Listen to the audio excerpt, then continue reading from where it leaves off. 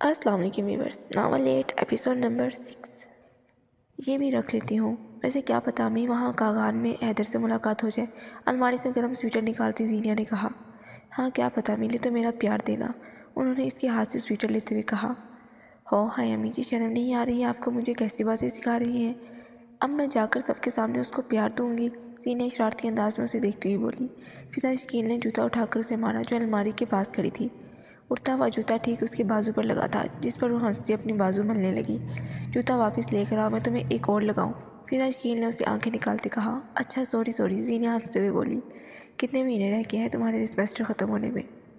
اس کے بیگ میں کپڑے رکھتے ہوئے پوچھا۔ زینیا نے الماری سے منہ نکال کر انہیں دیکھا۔ ابھی 3 ماہ پڑے ہیں فائنلز میں۔ کیوں پوچھ رہی ہیں؟ نہ سمجھی سے انہیں دیکھتے ہوئے پوچھا۔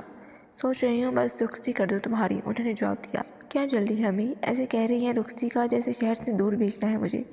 میں نے تو خیر سے ایک کمرے سے نکل کر سیڑھیاں اتر کر نیچے حیدر کے کمرے میں بدار جانا ہے، زینیا نے ہنستے ہوئے نقشہ بتایا۔ فضا نے اس کی طرف گور کر دیکھا تو اس کی ہنسی رکی۔ بیٹیاں رخصت کرنے کے لیے ہی ہوتی ہیں، ان کا اصل گھر ان کے شوہر کا ہی ہوتا ہے، فضا شکیل نے مسکرا کر پیار سے کہا۔ تو ماتا جی میں اپنے شوہر کے گھر میں ہی ہوں، وہ بھی بچپن سے، اپنی آنکھوں کو ٹمٹماتے ہوئے کہا۔ تمہارا کچھ نہیں ہو سکتا، بہت لاپرواہ ہو، فضا شکیل نے اس کے سر پر چپت لگاتے ہوئے کہا۔ بہت ظالم ہے ہاں، منہ بگاڑتے جواب دیا۔ پر آپ ٹینشن نہ لیں، اپنی ماں کے گرد ہلکا بناتے کہا۔ میری بیٹی کے اللہ نصیب پیارے کرے، آمین۔ فضا نے پیار سے اپنی بیٹی کا ماتھا چوما، پھر سے آنکھیں بھی گول لیں۔ نوین مشتبہ اندر آتے پیار سے بولی تو فضا ہنستی۔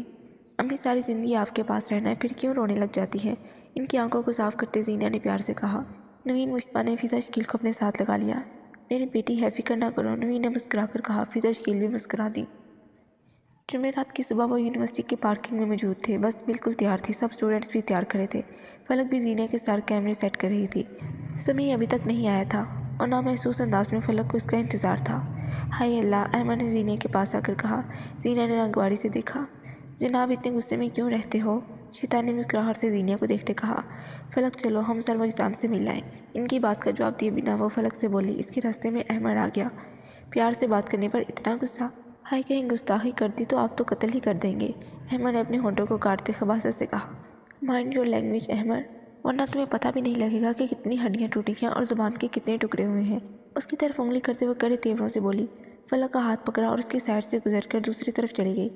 انہی حرکتوں کی وجہ سے اسے احمد زہر لگتا تھا۔ تمہیں تمہاری اوقات نہ یاد دلاتی تو میرا نام احمد ملک نہیں، اس کی پشت کو انتقامی نگاہوں سے دیکھتے ہوئے کہا۔ ویسے تو بہت چہک رہا تھا میں آؤں گا، اب دیکھو سب سے زیادہ لیٹ ہے، سامنے سے آتی سمیع کو دیکھ کر فلک نے دانت پیستے کہا۔ اٹس اوکے، کیا ہوا وہ لیٹ ہو گیا؟ کہیں بیزی ہوگا نا، زینیا نے فلک کو دیکھ کر کہا۔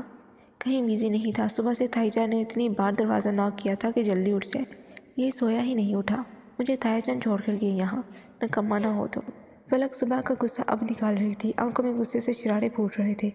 اچھا چلو بس میں بیٹھو، لڑتے نہ رہا کرو، زینیا نے اس کا غصہ ظاہر کرنے کے لیے ہاتھ کھینچا اور بس کی طرف لائی۔ اوپر چڑھتے ہوئے فلک نے ایک بار پھر اسے دیکھا جو فون پر نہ جانے کس سے بات کر رہا تھا، سر جھٹک کر اوپر چڑھ گئی۔ سب بس میں بیٹھ چکے تھے۔ تو کہاں رہ گیا تھا؟ ذوالقرنین کو بس کی طرف آتے دیکھ کر سمیع نے پوچھا۔ سوری یار، صبح ہی تو پلان بنا میرا، جلدی آتے وہ بس کی طرف بڑھا۔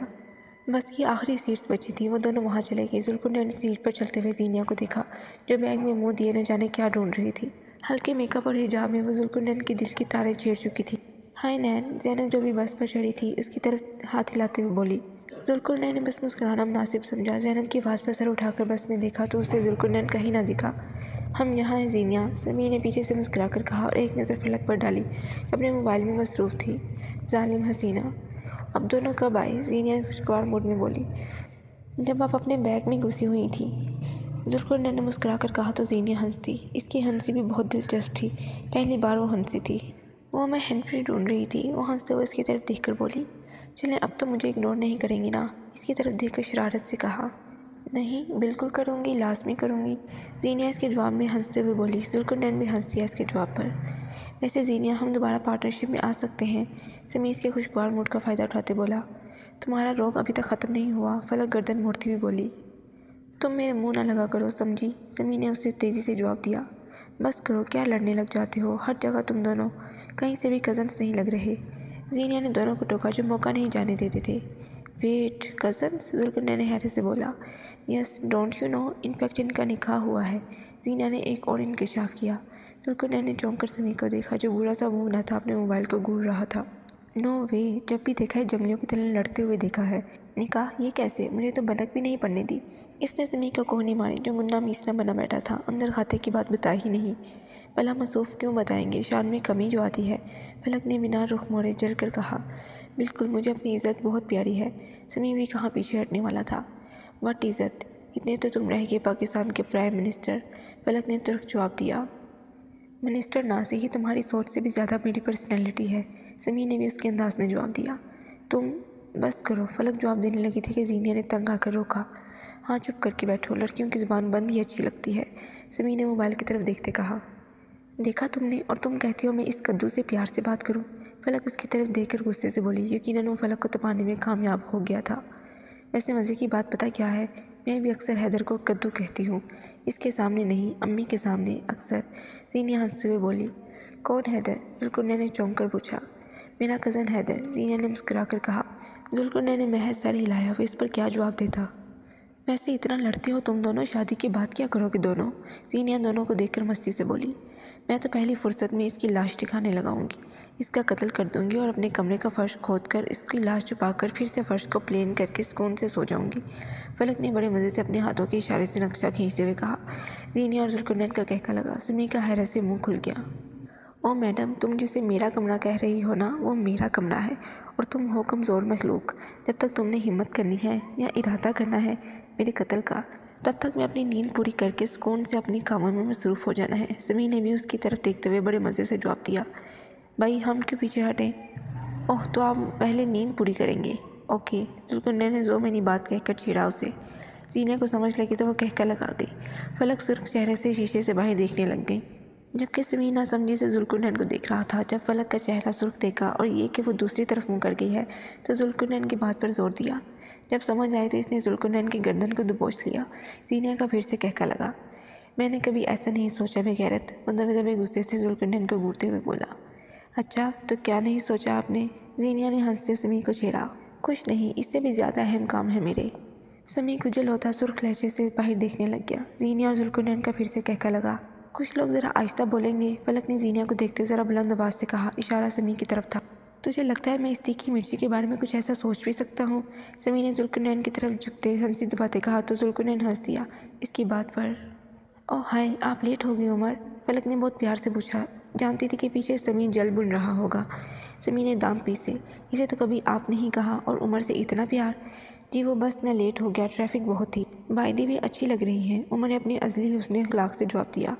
ओह शुक्रिया, फलक ने मुस्कुरा कर कहा। समी का गुस्से से चेहरा लाल हो गया था। हो गया, जाओ यहाँ से, बात कर रहे थे हम।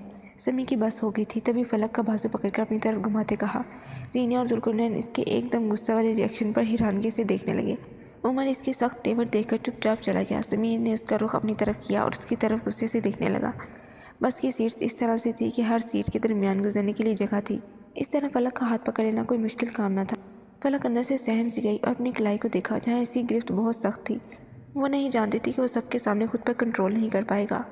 इट्स ओके समी, सब देख रहे हैं, जीनिया ने नरमी से समी को कहा क्योंकि सब स्टूडेंट्स उन्हें देख रहे थे। फलक की आंख में नमी तैर गई थी। वो इसकी कलाई ही तोड़ देना चाहता था। जीनिया की बात पर इसने झटके से हाथ छोड़ा और चेहरा खिड़की की तरफ कर लिया। जीनिया और ज़ुल्करनैन ने एक दूसरे को देखा। इतना शदीद रिएक्शन होगा ये वो भी नहीं जानते थे। फलक दर्द बर्दाश्त करती तैश बुरी नज़रों से उसे देखने लगी और फ़ौरन चेहरा खिड़की से बाहर कर लिया। आंखों से आंसू लड़कर बाहर आ ही गए। Wipe your tears and remove your lipstick. वो भी बाहर देख रही थी कि उसके नंबर पर मैसेज आया। इसने देखा तो समी का था। मैसेज पढ़कर इसके लब मींच गए गुस्से से। फलक ने बस यही लिखा, गो टू हेल। समी ने कहर बरसाती निगाहों से उसके सर को देखा मगर कहा कुछ नहीं।